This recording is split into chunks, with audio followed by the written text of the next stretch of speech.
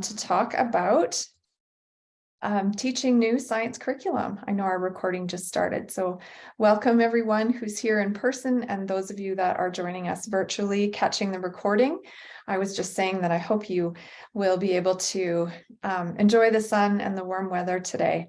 Thank you for being here with us as we talk about teaching new science curriculum.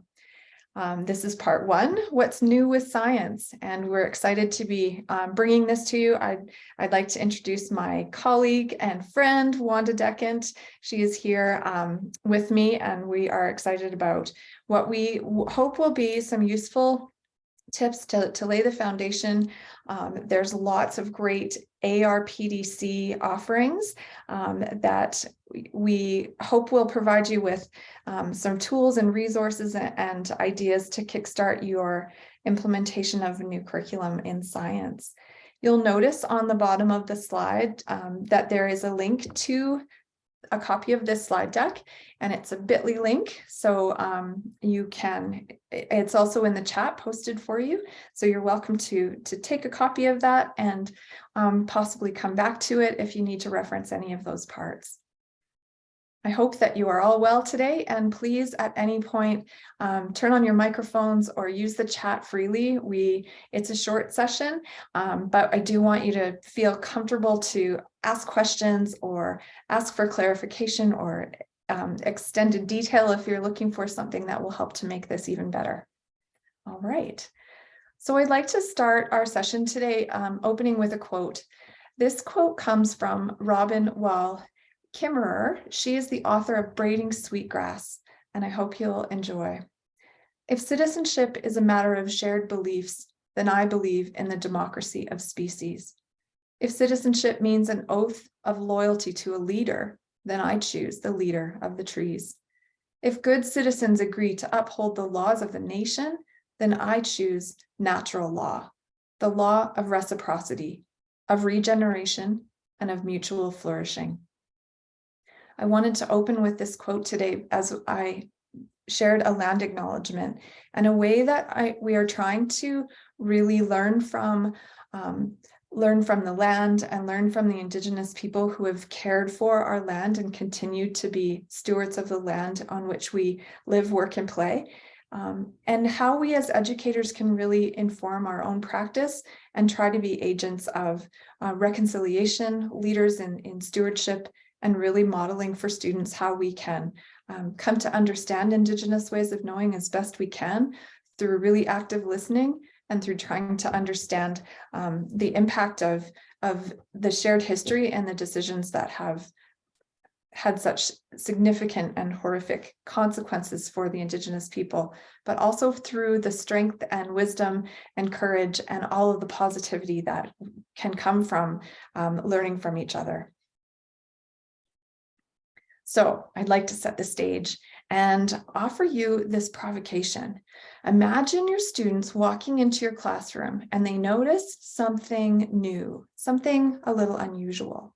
They're curious, they're questioning. So you smile at them and you pass them a magnifying glass. You listen while they talk. They're asking you questions, but you don't answer them yet. You just listen to their thoughts, their murmurs, their connections, and their questions. And then you start to pose your own questions in return. So imagine this table set in the middle, right in the middle of where everything's happening, or maybe it's just outside of the classroom door or just inside, so they can't miss it. And you're like, why is this right in the middle? What is happening here? And then they look closely and they notice that there are some objects, some provocations, some curious things, a curious collection of what could be here. Maybe you have a bucket of rocks, a model of a building, a cup of melting ice cubes, a potted plant, a compass, maybe even something like a Animal Crossing sign. I wonder what the students would say when they're seeing all these things and wondering, like, why, Ms. Babin, do you have all these out together? What's happening? What's going on? And so you listen to them and you just let them talk, and you let them wonder, and you let them think about what's happening.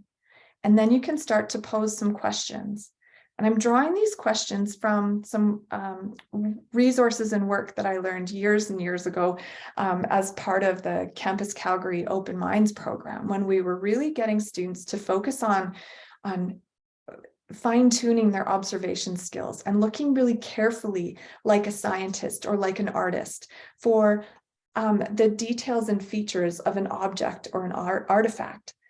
Some of the things that you could ask the students about these different objects that you have on your table are like, well, what is it?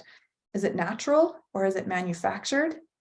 Has it been mended or changed? What does it smell like? Does it make a sound? Is it human made or is it made from a machine? What about the design? My favorite of these questions is, well, what is it worth? What's the value of it? And this question requires us to dig in a little further. You know, to whom is it valuable? Is it valuable to the person that made it? Is that cup of ice? Who might this be valuable for? And what does it matter? How does this connect to other things? And so the idea of provoking and presenting different questions and different artifacts can really start us thinking about how our science curriculum can come alive and how we can try to engage students right off the bat in the act of scientific inquiry so that they can come to be scientists in the way that they think and interact with different materials.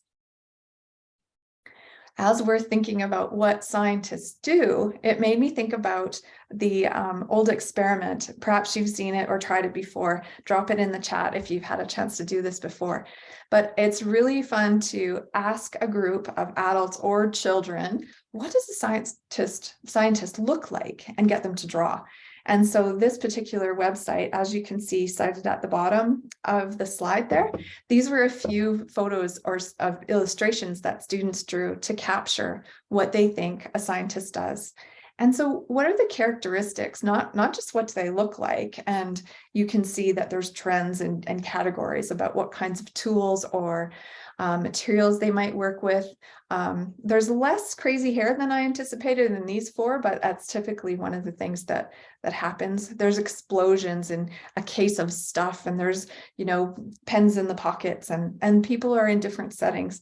These ones all have sort of that commonality of being in a lab, but it really is a way of opening up the conversation as to what does it mean to be a scientist, and what are the things that we need to be able to do as scientists and as learners in the world, living on the land and incorporating all of these exciting things into our practice. What does this mean for us, and how do we move forward with it? This brings us to our new curriculum.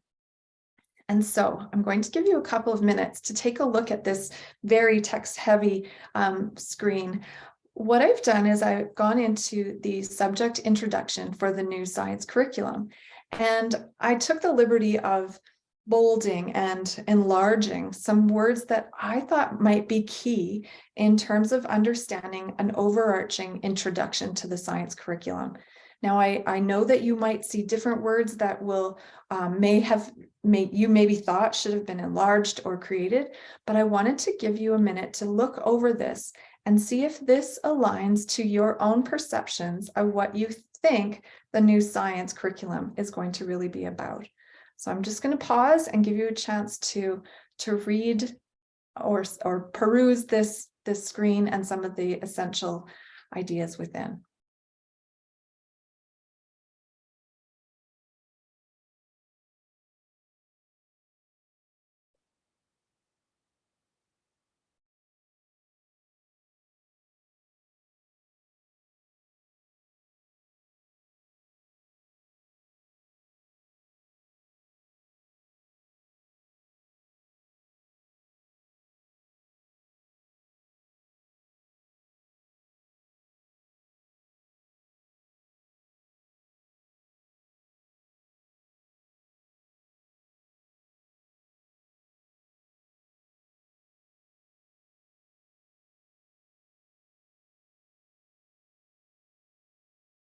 I wonder if you're starting to see some key things that are really connecting to your own perspectives and perceptions of what the science curriculum will be.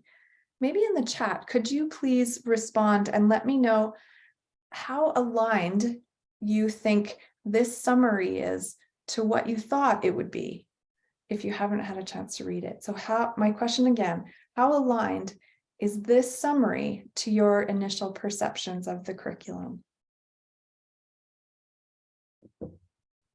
While I'm giving you a chance to do that, I wanted to just draw on a couple of those connections. The first thing that stood out to me was the interconnected disciplines, and also the idea that science is creative and collaborative and dynamic. Look at all of these dispositions, these competencies that are evident in this slide, in this initial introduction. The idea that we need to find evidence, but we need to find it through experience and methods, that we're uncovering data and we're nurturing our curiosity and trying to develop an understanding of the world, that we want to be critical thinkers that can use knowledge and literacy to really think deeply about important issues with reason and an understanding of the concepts, that we might need to be open to diverse cultures and perspectives. We're going to use tools and technology, and it's all going to be woven into our daily lives. I'm looking for some of your comments now. Maybe noticing some things that are a little bit different. Thank you, Jen. Not quite fully aligned with what you initially thought, particularly the creative part. Yes, the ways in which we describe some of the science doesn't always come out sounding like it's creative, right? Thank you, Kim. You're getting behind this statement. Yeah, me too. I love it. Okay, thank you, everyone. Thanks, Carol. I appreciate that. So when we think about this introduction, I just want to show you where I got it from, because it's not the entire piece, but I wanted to just give us this as a way of grounding our thinking today and going forward with how this might develop into our practice. So when you go into the New Learn Alberta site, and I do have it open here, please make sure that if you haven't had a chance yet to get an account and make sure that you're logged in, I hope that you'll really be able to do that.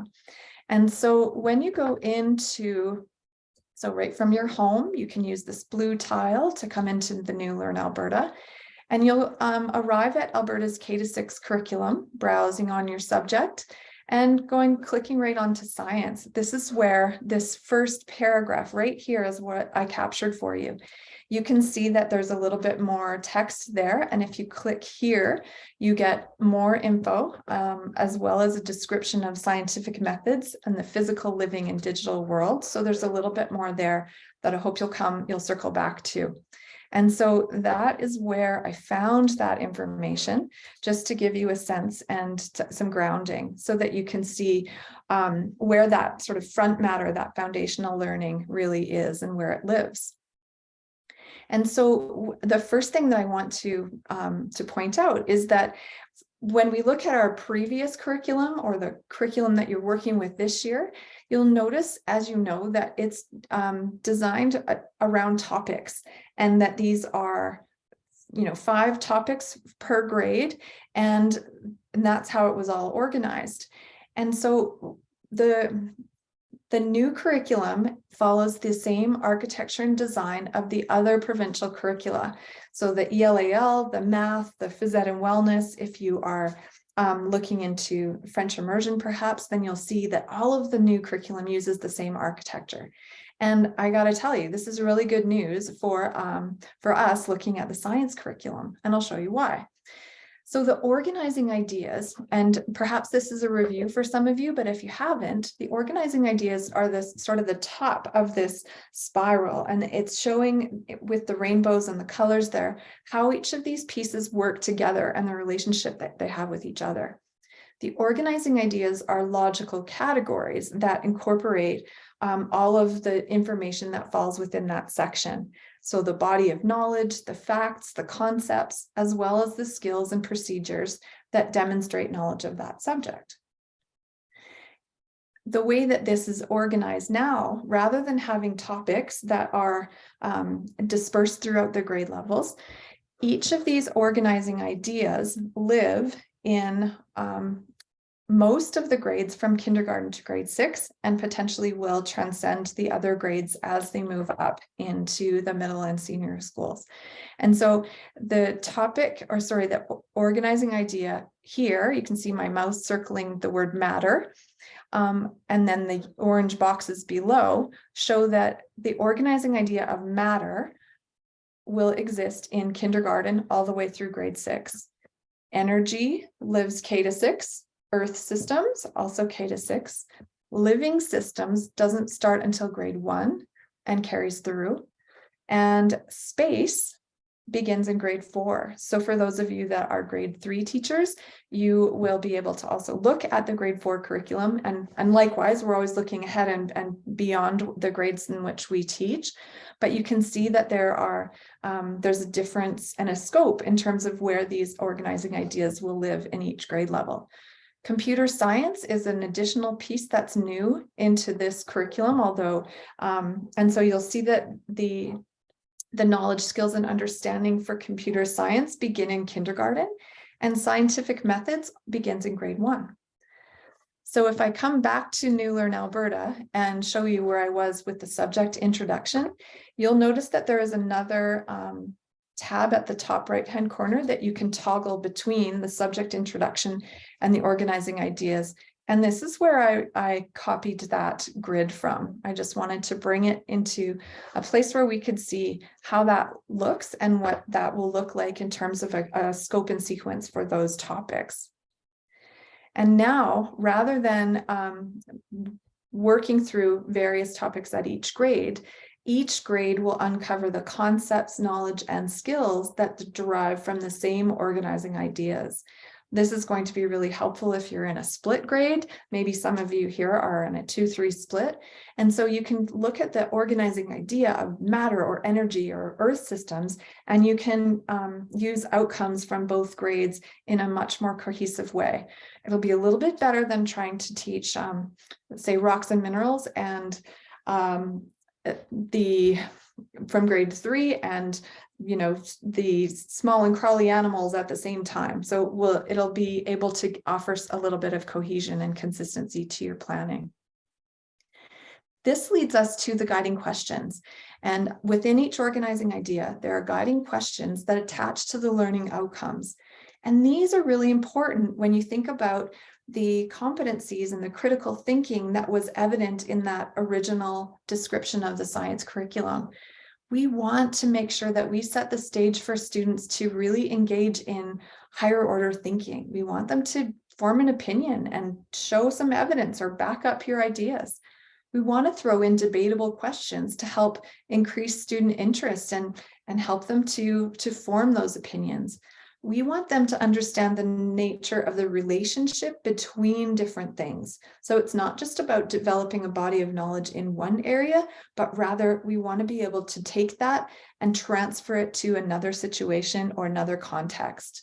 And so the guiding questions can be really important in helping us to do that. Let me show you how. So let's go back to our table of random clip arts that I put on the table. Wouldn't it be so much better if it was in real life and you could all just touch it and stand around? Anyways, imagine that those are real things, okay? Especially the model of that building. I can imagine looking in the windows of that one, but at any rate. I pulled the organizing idea from Earth systems. I hope you can see it. It's a little bit small. I'll just read this to you. It says, understanding of the living world, Earth and space are deepened by investigating natural systems and their interactions. So in grade 2, the guiding question is, how can Earth's components and relationship to the sun be understood? So how do we understand how those two work together? And the guiding question in grade 3 is, what visible changes can be identified by examining Earth's surface? So I believe that these possible objects or artifacts could help us to understand the learning outcomes and could be an idea to get those kinds of conversations going. Let's dig in a little bit. So if we know that the learning outcomes are the part that describe what students have to know, understand, and be able to do. And this is the part that we have to assess and report on. And typically they include one or more concepts that are the focus for that learning and assessment. While we're talking about learning outcomes, I'd like to point out this blue box on this slide here. Sometimes it's really helpful, and some of us as learners really like to number pieces so that you can feel connected and know what it is you're looking for and what you're talking about when you're sitting with your grade team. Some of my colleagues across in the ARPDC team have created a science numbered outcome document. So this link takes you to the ARPDC website, where we are continually populating it with new curriculum resources. And this particular document, as you can see, has a legend at the top, which talks about it. It has all the grades from K to 6, so you have to dig through it a little bit. It's quite a long document, but you'll see that it's coded with the grade, the organizing idea, a numbered learning outcome, and a row of understanding. Each of the knowledge, understanding, skills, and procedures, the nickname of that is CUSPs. I'm wondering if you've heard that one yet before, but each of these come in a row, and so they've numbered these rows to let you know which one they're talking about. Okay, so this might be a document that's useful to you, and we've provided it there for you if you'd like to take a look. Thank you, Wanda, for posting the link to that slide deck again. Welcome to those of you if you've just joined. So let's dig in a little deeper. If we take the organizing idea that we just talked about, investigating, now I've done my highlighting trick again here. I took the organizing idea and I highlighted a couple of words that are big overarching macro concepts that really live in lots of different places and scenarios. And so you'll see that I've highlighted systems and interactions, because that we're really trying to figure out how does the earth work, and how does space work, and how do they work together? And the guiding question for this learning outcome is, how can the earth be understood and its relationship to the sun? So then you come to look at the learning outcome. We know that we're going to be investigating the earth, the landforms, bodies of waters, and how it's connected to the sun. And here is one little snapshot that comes from that. And so what we do here is we think about these.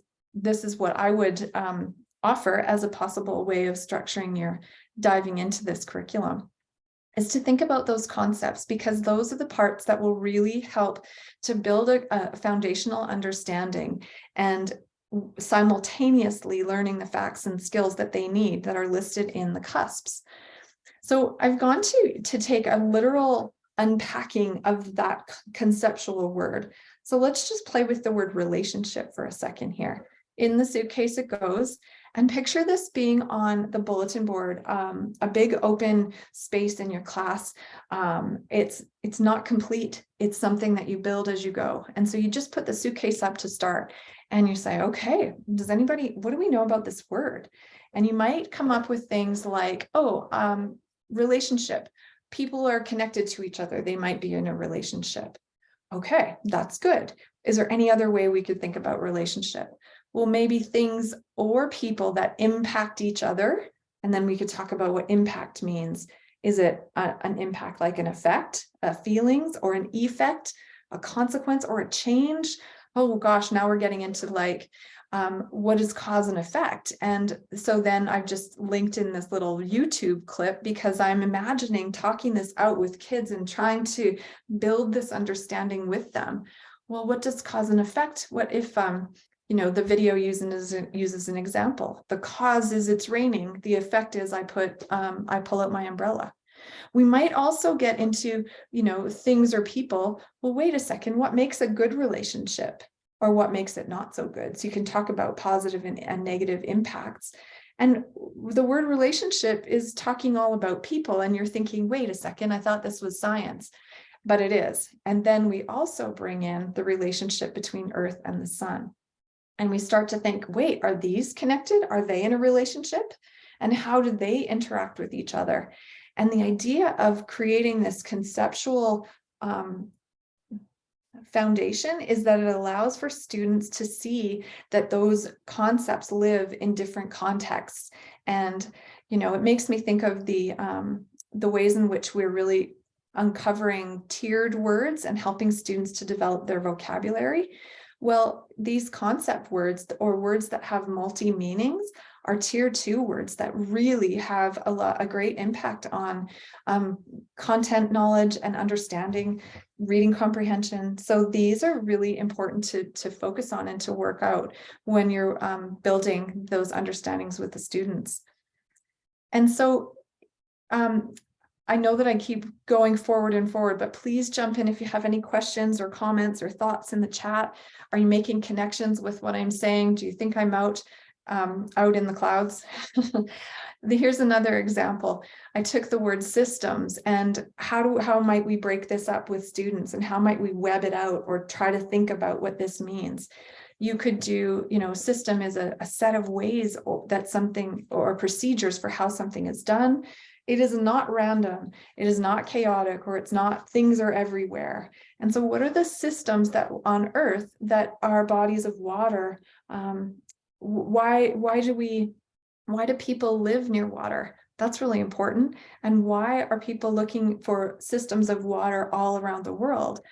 How is that impacting the relationship that people have with the Earth?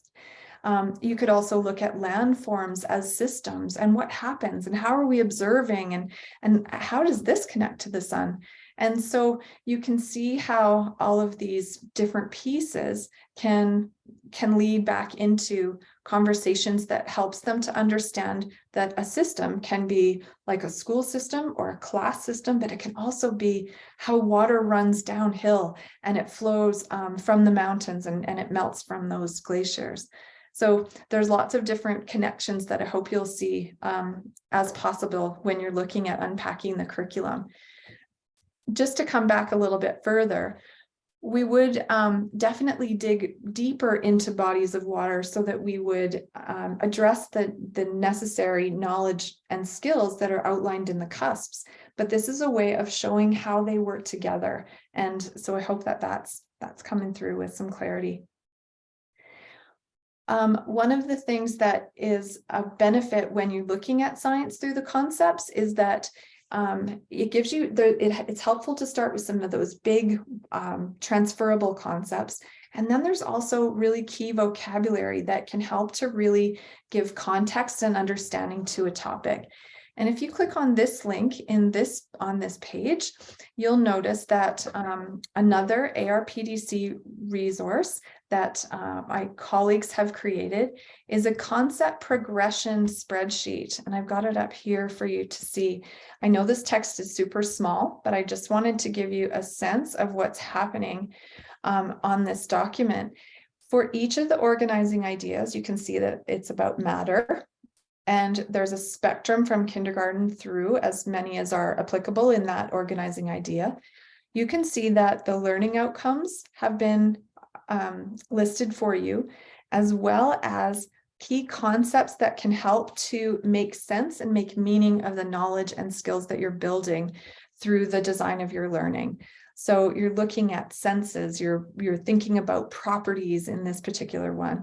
And there's also I love that it's been articulated with some additional emphasis that there's an Indigenous way of looking at materials or questioning the process so that you can try to embed multiple ways of looking at the curriculum and the content within.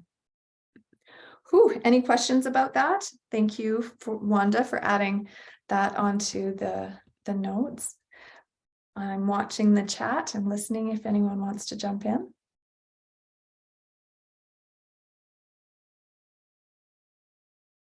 Okay. Here's another example. Let's unpack the concept of change a little bit while we're thinking about the science curriculum. Change is one that's going to live in almost every unit and every grade. And I wanted to include this one because when we think about multi-meaning words as we're introducing vocabulary, there's lots of different images or provocations or comparisons that help to set the stage for what that word really means. And then students can start to look at it, how that concept can represent their thinking. So imagine here that you have this ball of plasticine, and you want to ask the students to represent some of their learning in a hands-on way. Well, imagine you've just started talking about bodies of water and how the land forms around the body of water, or how the rivers are cutting through the rock over time, and you're learning all of those different things. Then imagine giving the students this ball of plasticine and saying, can you share a story of change with this material?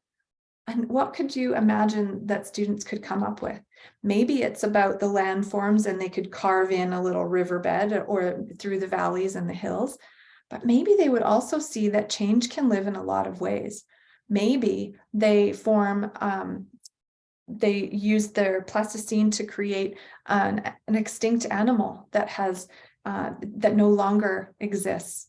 One of the outcomes in the grade 3 under the learning outcome is to look at, the fossilized remnants of and the stories that come from the past and the changes of that. And so there's lots of ways that you can represent those changes and use the facts, but to show it through a dynamic way.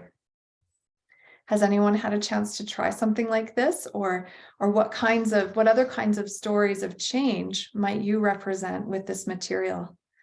I'm going to take a sip of water while you share your ideas with me. What kinds of stories of change could you share with this material?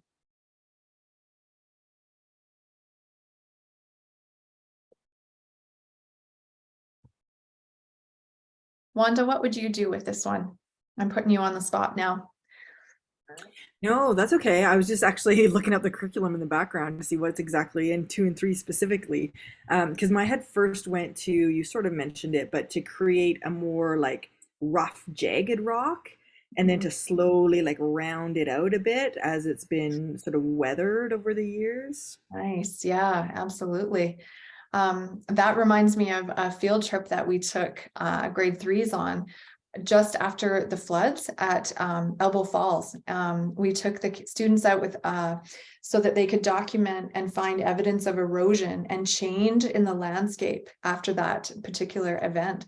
And it was really quite amazing in the first couple of years after the flood, because before our government had the chance to sort of repair and our national or the provincial parks got in there was like overturned picnic benches and all the roots exposed, and that was such a significant and terrible occurrence. But even in years subsequent to that, we could really look on the riverbanks and get a chance to see what that looks like. And so it was a very open experience as a field trip, but we had structured it in such a way that students used photographs and their journals to capture evidence. And they sometimes even did little video clips where they were explaining the erosion and the weathering that they were able to observe. So I would like to see that in your blue ball of plasticine as well. Kim has another example, and Farzana, thank you. Yeah. Oh, and changing the green, I can also a topographical map, right? To create a model of what they're seeing. Well done. Molecules in a solid, liquid, and gas phases of the moon. Yeah, sometimes it doesn't take too much, just a material that can help them to represent their thinking. And what I really love about this is the natural differentiation that's embedded in a process like this, because it gives those students who maybe aren't as equipped yet to articulate their thinking and writing or orally. And so this can be a really inclusive way, or maybe it's a combination of all of those things. So low floor, high ceiling. Thank you, Kim. Well done. I love it. Okay, let's keep going. I want you to get outside if you're not already there. So here's another picture of a suitcase and a different way of using it. So what if we provided them with a statement, and I pulled this statement right out of the understanding in the curriculum. The Earth's surface changes over time. And so using a thinking routine, like I see this image, I think, I wonder, and really giving space for students to be the scientists observing and thinking through those things. what happened? Why are the colors changing as you get closer to the water? How long did it take for this to happen? And as you dig deep into the knowledge and skills and procedures in this part, you can see that there's lots of ways that you can unpack this and give them pause for discussion and for drawing and thinking and building and pulling it all together. I'd also like to say at this point that there are some great resources in the Digital Human Library platform that you can access. They have amazing like virtual reality or virtual tours where you can get right into different places in the earth. So you could go to a volcano or something and get right in there and see what it might be like. And so we do have access to some pretty awesome materials. And within the new Learn Alberta, you can also access materials that are available. I'm just going to pull out one. Here's a grade 3 outcome analyzing how materials have the potential to be changed. Maybe you've seen this before, but if you click on this little eye, it will pop out to a flyout and it will give you a perception of what all of the cusps are listed there for you. But in this, you can toggle between the cusps and also the resources. And then you can see that we have access to some very specific reading materials at those grade levels that are targeted right to the learning outcome. So a book entitled The Nature of Matter or A World of Change. Some of the learning outcomes also have gizmos, which are like digital platforms that you can use. And so don't forget to check out the resources in that. But I will talk more about resources next week. Focus, Babin, here we go. Okay, Earth's surfaces change over time. Here's another one. I would also encourage you to play with asking the students really provocative questions like, did humans cause too much change to the earth? I learned this strategy, Wanda and I learned this, and hopefully you've had a chance to hear Garfield Ginny Newman speak to this at some point too, but he is really about from the critical thinking consortium perspective, and he's really about creating the conditions so that students have to develop a sound explanation or reasoned sense of evidence to back up their thoughts. And so when you're looking at the knowledge in this particular one, what kinds of human activities that can change the Earth's surface include, and here's some things that we can list, but why not like really get them to decide, well, how much change is okay? And how much change is too much? What would that look like? Here is what would be called like a dashboard. Doesn't it look like a speedometer? But you could pose this question to the students to say, do humans cause too much change to the earth? And they have to decide where on that spectrum they would stand in terms of their opinion. And Garfield would tell us to open up the beginning of the unit with this question on the first day, or really at the beginning, and have them place they might even not really know. They're like, I don't know, it seems like a nice place that we have so far. Well, maybe they'll say, no, it's not been changed too much. And then have them do it again in the middle of the unit, or circle back to this question and get them to rethink, has your position changed? Or maybe you started out and you're going, yes, it's too much change, and now they've changed their mind. So this question, you might have a way to make it better, or make it align more with the students in your care or the content that you want to uncover. But it's just a provocation to help you think about getting students to really dig deeply into the world of science. I pulled this particular "You Are an Explorer" capture, this screen capture, out of one of my favorite books. Wanda, will you capture this one in the chat again for me? It's How to Be an Explorer of the World. It's called A Portable Life Museum by Carrie Smith. And it's just really encouraging us to practice being an observer, and to look carefully, and to collect ideas, and to scribble and sketch and draw and ask questions. And so I really want to keep that at the forefront.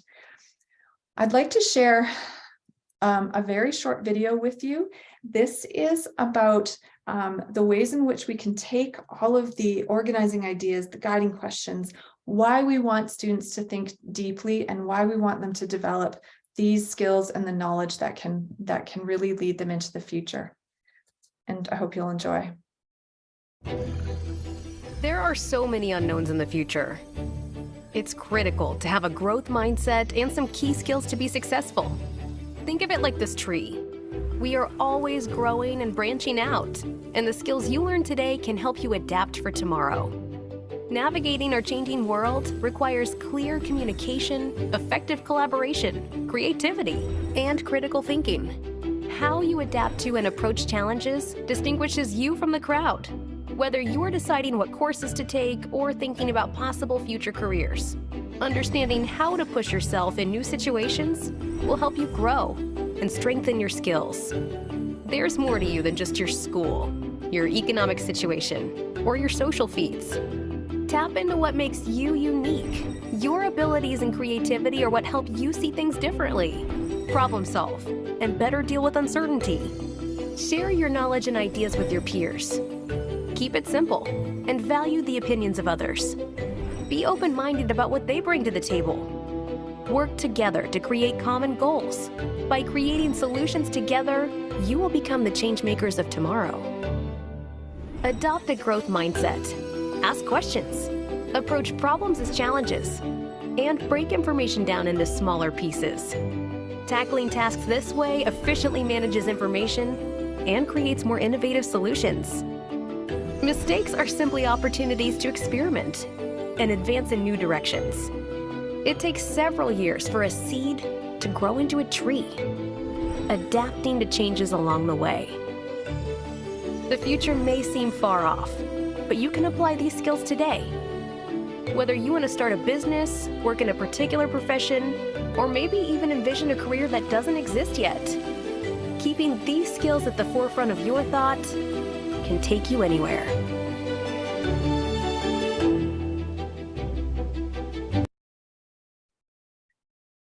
And so thinking about how we can develop those skills at an early age, we want to start when they're really young to develop these competencies. And the Alberta competencies still exist in our curriculum, and they have not changed through this recent round of changes. And so you can see the list of competencies here. And I want to also show you that within the New Learn Alberta site, there is a link to the competency progressions that can really help you to layer in this emphasis on learning these particular aspects of how to be a scientist, as well as a well-rounded individual. Here are two examples: the critical thinking progression, as well as research and managing information. So if we take a look at this Division 1 component right in here, critical thinking involves reasoning logically to analyze and synthesize new knowledge with existing knowledge in a coherent way. So I ask questions to help me learn. I use criteria to form opinions or make decisions. I synthesize information. And maybe it's also about I organize and combine information. I listen to my friends talk about what they think, and I can have an opinion about that. And so these are all important, and we can layer them into the learning design as we go. This example comes from the current curriculum, but I wanted to use it because it's really a nice example of how the competencies are embedded into the criteria for the assessment. This unit was a grade 1 unit about structures, and they were looking at how structures were created to connect people and communities. So you can see how they were looking at those concepts and pulling the pieces together. Here is a model, a drawing that goes with it, and also articulation of how that and communication of how that structure was built. So building strategies like I focused and I blended and I used reinforcements. But I really wanted to show you this snap on the right-hand side, where this particular student chose two of the skills that are like those competencies. She chose to describe self-management skills by emphasizing pride in her work. And she also demonstrated thinking skills because she asked someone if she should use a pipe cleaner around the bottom and if that would be a good idea. And so taking feedback and being able to use it and discuss that, articulating that that's part of the competencies and the development of that. So I hope that that will be a little bit of an inspiration for you. An additional piece that will offer you a little bit of support. Some people really like to see the old curriculum and the new curriculum lined up together. So if you are that kind of learner, I welcome you to this link, which was created also on the Alberta Regional Professional Development Consortia website. And you'll see the link here as well. And you'll be able to come to these curriculum comparison documents. So here is the grade 2 version. And when you go into this compare doc, you will see, I'll do this really quickly for you, but the far left-hand column here is the possible links to the 1996 science curriculum. So from those topics, you'll see how we're trying to align it with what would be in the new curriculum. And these 3 columns organized by organizing idea. This one's all about matter. You can see the learning outcome, understanding, knowledge, skills, and procedures. And so, for example, grade 2, this particular outcome links to possibly the grade 1 building things and a little bit from the boats and buoyancy. And if there isn't a link, this part will be blank. And so you can see both of those aligned together. So thank you to my colleagues who have created those opportunities. Within this this website, you'll also be able to see lots of recordings of slide presentations that go really deeply and wonderfully into each organizing idea and at each grade level. So here's living systems for grade 1. You'll see them for each grade, and you can actually sign up for some sessions so that you can receive the recordings, or you can find them right here. But these go into much more detail specifically about living systems in your grade level and some ideas and resources that can help you. So check it out, and kudos to my teammates for hopefully we're trying to find as many robust ways as we can support all kinds of learners. I leave you with this wonderful poster. There she is, Ada Twist, scientist, and a downloadable poster that I retrieved from Mighty Girl website. Be a scientist, read, question, and think. And so I want to leave you with this image that the tree is showing all of the beautiful ways that you stretch yourself as a teacher. And next week, the resources will be that wooden hand holding up that tree branch. So if there's anything particular that you're looking for or that you think you need or want to share, please use the chat to let us know what we can add for resources, and we'll have it all built up for you and available next week. Thank you so much for joining us today. So glad to have you here. I hope there was a nugget of usefulness in our work together today. Thank you for your time or for tuning in. I would be talking really fast if you put me on double speed watching the recording. Do you think that I've already been talking pretty fast today, Wanda? Anyways, I hope you're noticing the crazy cat behind Wanda. Thanks for joining us today. And I will be here if anyone wants to stay and ask any questions. But other than that, have a great night. Take care, everyone.